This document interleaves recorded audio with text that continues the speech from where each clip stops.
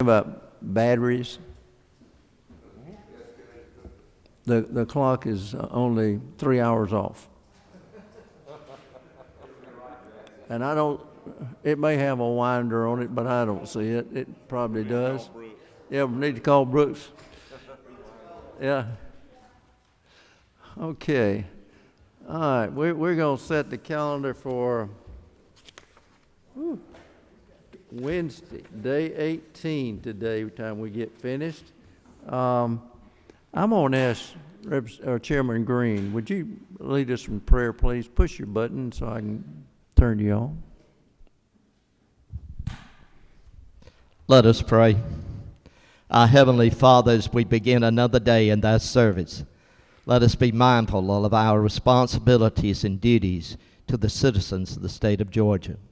And Father, be with us and guide us and direct us as we give you the honor and the glory that is due you. Father, bless those that are not here today. Bless those that are ill. Bless those that are serving us far away. Bless their families. And Lord, just go with us now during this week. Bless us, blessing each and every one of us in thy holy name. Amen. Thank you, sir. All right, Miss Lewis. Miss Lewis, is Mr. Gullett here? And would you let him come in so he can present House Bill 130?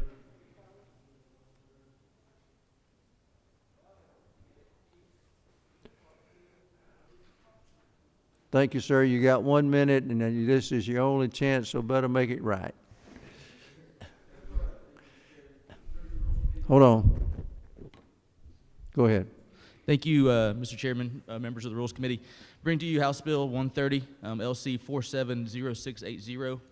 The bill authorizes the permitting of battery-powered alarm security fences as a burglar alarm. It streamlines the process for permitting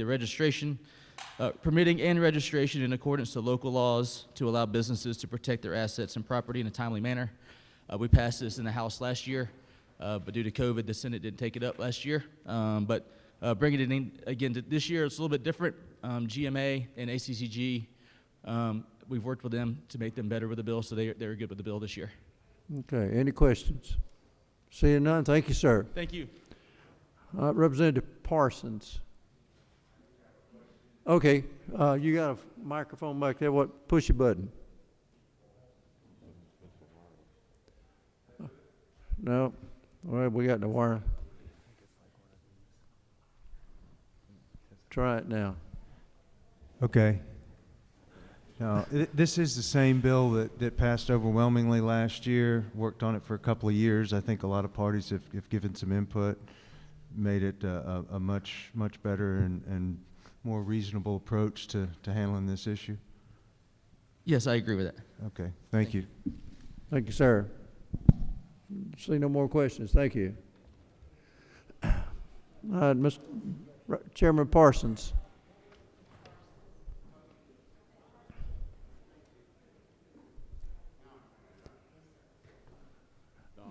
Chairman Parsons. No. Stop. Go back to the.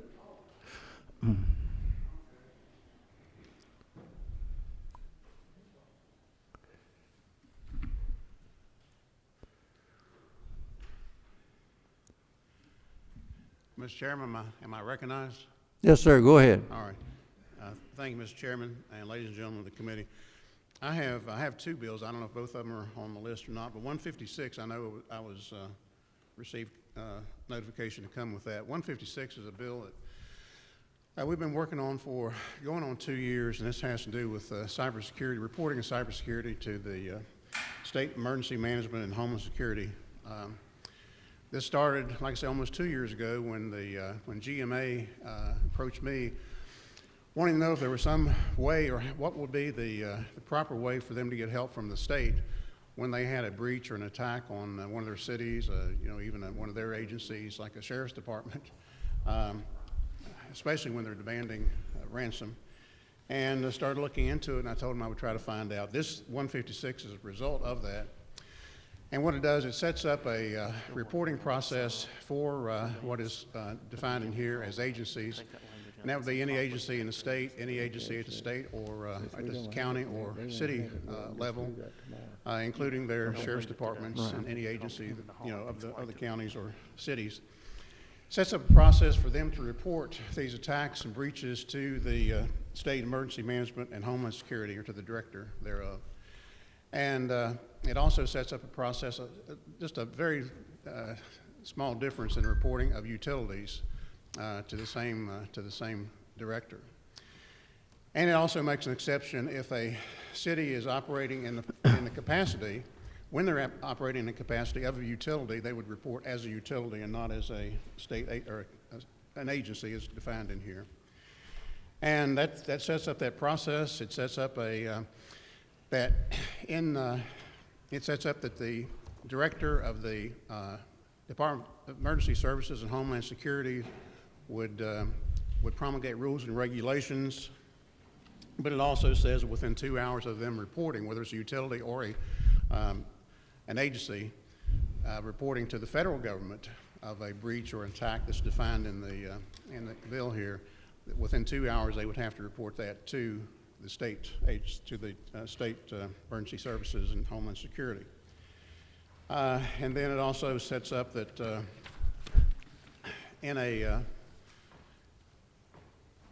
it would actually exclude from the list of things that are open, that are available to public inspection, proceedings of meetings that are excluded from the list of proceedings that are exempt from public review. They would also add a meeting where these things are discussed, and it would exclude them. But if there is if in that meeting a contract is discussed, that contract would not become valid until a subsequent meeting is held that is public, that would be open to public review, unless the name of the contractor or something like that would actually be of some kind of an issue with cybersecurity.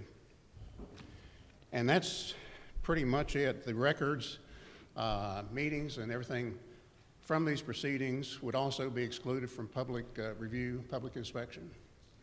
And I'd be glad to try to explain further if you'd like. But Okay, any questions from anybody?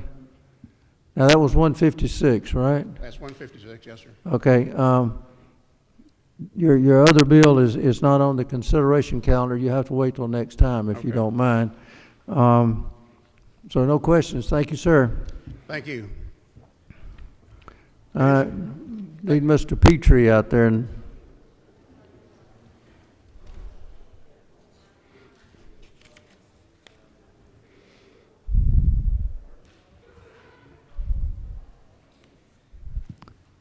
Representative, floor is yours. Good morning, Mr. Chairman, and thank you for the opportunity. I bring to you today House Bill 168. And this is a bill, Mr. Chairman, that we passed last year in this committee, and it passed the House, the floor of the House, went to the Senate and died because of the COVID delay. And so I'm bringing you this bill again. This bill is very important to my community as it relates to crime. And here's what this bill does. This bill declassifies 4 district attorneys, the chief law enforcement officers in our community, the correctional record of inmates who have committed very violent crimes only. So those crimes that are the 7 deadly sins, those crimes that are specifically noted in the bill as dangerous sexual offenses, the most heinous crimes only, it basically would remove from a state secret status the inmate's record for our district attorneys. So why is this important? Our district attorneys have a right today to file a written objection to an individual that has committed a crime in their community and is being considered for parole. The problem is, unless that information is declassified by the commissioner, unless he chooses to declassify it, it is not readily available. Most of our citizens are unaware that this information is a state secret. I want to remove that as it relates expressly to DAs, expressly for these crimes. And so when an individual who has committed a heinous crime in our community, when a jury of his peers has convicted him of a sentence, and when the parole board is considering truncating that sentence and allowing that individual to return early, it allows our district attorneys to see that information about how that inmate is behaving in prison. Because I think all of us recognize that how you behave today, how you behaved in the last year or two, is a pretty good indicator of how you might behave going forward. And so it allows our district attorneys something that they want. The district attorney is very supportive of this bill so that they can be fully informed about when violent felons are returning to our community. Okay. And I'll stand for any questions. Anyone have any questions? Seeing none, thank you, sir. Thank you, Mr. Chairman. Okay, Representative Corbett.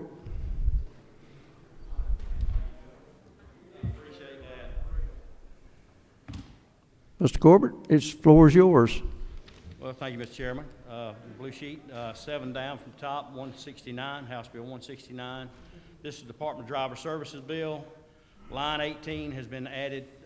This is to the requirement to be able to receive a commercial driver's license, a CDL. This gets us in compliance with a federal law that after June of 22, if we do not adopt this, they will not recognize Georgia's CDL license. Then the second part of the bill deals with a driver's instruction permit. The old system, you could get it for 180 days. It's like a learner's permit for 180 days, then you could renew it one time for 180 days. This just changes it to 365 days, just makes it a little more efficient where you don't have to come back to renew it that one time. That's basically all we're doing with House Bill 169. Okay, hold on one second. Got a question. Chairman Corbett, who is going to be administering this course, this training course? And talking to DDS, this will be somebody, a third party that contracts with, that's approved by the federal government to teach this course. It would come through a federal approved third party. And a further question. Go ahead. Do we have any idea of the cost, what that course will cost our? I do not, and the hours will vary. It depends on what endorsement you're getting. If you're getting a pastor endorsement, it's so much. If you hazmat endorsement, it's so much. You get in combination. It just depends on what license you're going for. It's how many hours you have to take, and just what that will cost. And I have not seen that cost yet. No, I haven't. And this will be strictly exactly like the federal government is requiring. That is Nothing correct. more. Okay. Thank you. Okay, thank you, sir. I have one more, House Bill 210, All number right, 8. 210, go ahead. Okay, and this is also a Department of Revenue bill, and it is also a federal requirement, and it's based on the number of years you have to write the odometer reading when you sell a car on the title, when you're transferring it. Basically on line 35 and 36 is the only change. The lines above that shows as new wording, but they were struck earlier and just reinserted here. But lines 35 and 36, any car manufactured after 2011 has to be kept for 20 years. Okay, well, we got a question. Who's number 5 down there? Okay, Whip Kelly. Thank you, Mr. Chairman. Chairman Corbett, I guess my question is why is the change necessary? It was requested by the department to be in compliance with a federal rule that's coming down to get Georgia's law in compliance with a federal rule that is kept for 20 years. Okay. If you will you just have the department come talk to me about it so I understand it? Absolutely. Thank you. All right. Well, see no more questions. Thank you, sir. Representative Carpenter.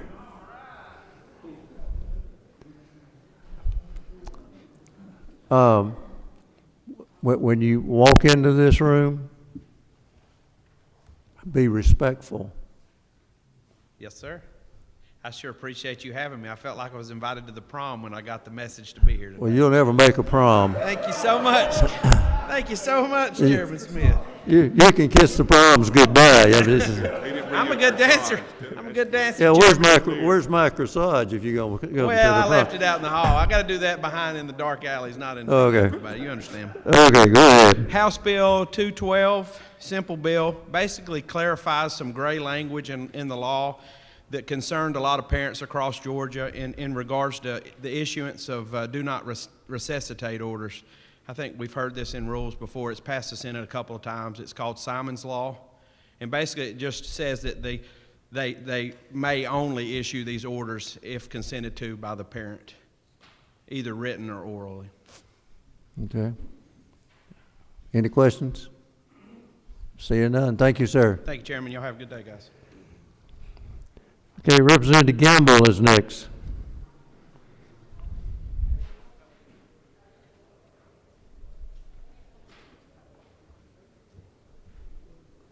Floor is yours, Representative. Good morning, Mr. Chairman, members of the committee. House Bill 241, I want to say on the onset, does not affect property insurance or auto insurance. The caption to the bill is a little bit misleading, but what this bill does is it deals with service contracts. And these are contracts that you can purchase, or you might refer to them as supplemental warranties. These are optional products. No one is required by law to purchase these. But an example would be you can purchase one of these after you buy a car to cover things that are not covered already by your auto policy. And all this bill does is it will allow us to go from expressly prohibiting to expressly allowing the mechanism for how these companies collect the difference between premiums and claims that are filed. Right now, it defaults to a short rate that's determined by the Department of Insurance. Under this, it would be a pro rata share. And this is good for the consumer because it better defines the terms for how these policies are structured. And it's also good for the companies because it protects them against fraud, because there are some scenarios where you can purchase these after your car has already received a lot of damage, the company does not know, and then you can file a claim, have the claim paid, and then turn around and cancel the policy. So that's all this bill does, and I'd be happy to answer any questions. Okay, you got a couple. Chairman Hatchett. Yes, sir. Representative Gamble, is there any way you can include in this bill that after they call you one time, they can't call you again?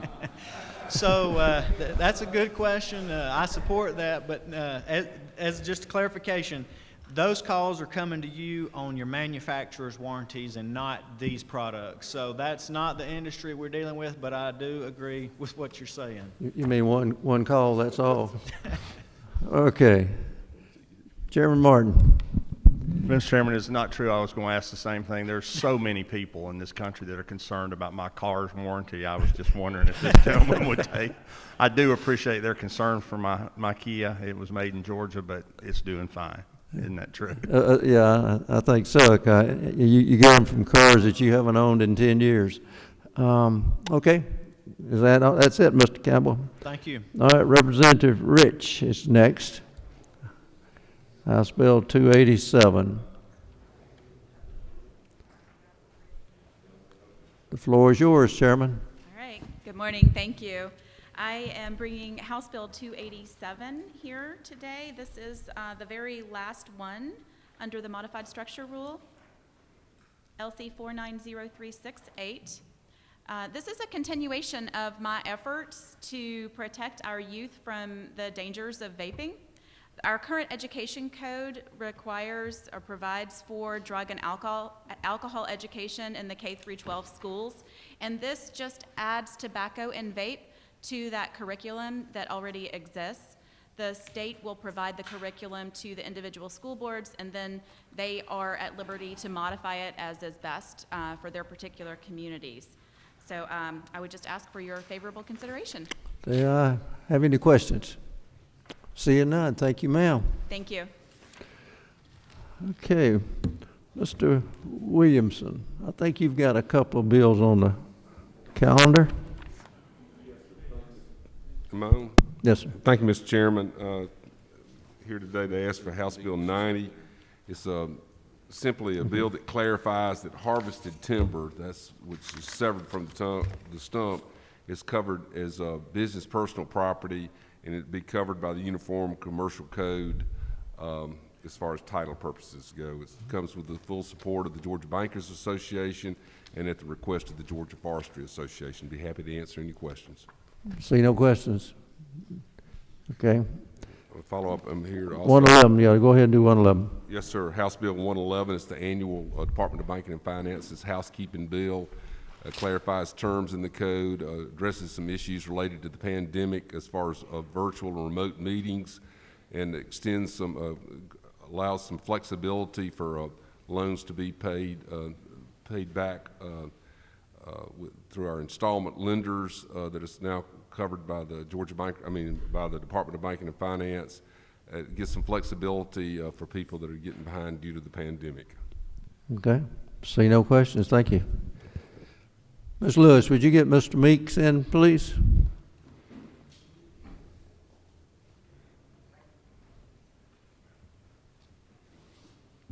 Sorry about that. He was sitting out there before I got here. I think he's the first one here today. Thank you, Mr. Chairman. Go ahead, floor is yours. Thank you, Mr. Chairman, members of the committee. I appreciate the opportunity to bring before you today House Bill 282, which is at the bottom of the sheet under under structured rule. Mr. Chairman, members of the committee, House Bill 282 is a legislative intent bill. In 2018, the former chairman of this committee, late Jay Powell, authored House Bill 85, which was the enabling legislation for House Resolution 51, which was a constitutional amendment creating the qualified timberland property subclassification for the purposes of ad valorem tax. What we're doing here is clarifying for the department the definition of contiguous to make sure that at the end of the day, if you own a piece of property that's divided by a county road, railroad track, or another natural boundary, common ownership on both sides of that boundary, it is considered contiguous. Second thing we do in this piece of legislation, Mr. Chairman, is we confirm for the department the 65-35 income market approach valuation and income and market approach valuation, which was the recommendation of the Warnell School of Forestry at University of Georgia, which is the same structure that is under the CUVA and FLIPA programs, which you may be more familiar with. And the third thing, Mr. Chairman, this piece of legislation does is it codifies for the commissioner that they shall accept a county map drawn by the county cartographer or a GIS technician and signed by both the Board of Assessors and the qualified landowner, identifying the tract of property that is to be enrolled in the qualified timberland property subclassification evaluation program. Okay. See no questions. Oh, hold on a second. Chairman Fleming. Thank you, Mr. Chairman. Representative, you mentioned this is going to affect CUVA. Can you go over that one more time? I want to make sure I'm trying to understand that. It does not affect CUVA at all. This is a separate classification from CUVA and FLIPA. What we're doing is making sure that the valuation part of it is the same as the other two programs.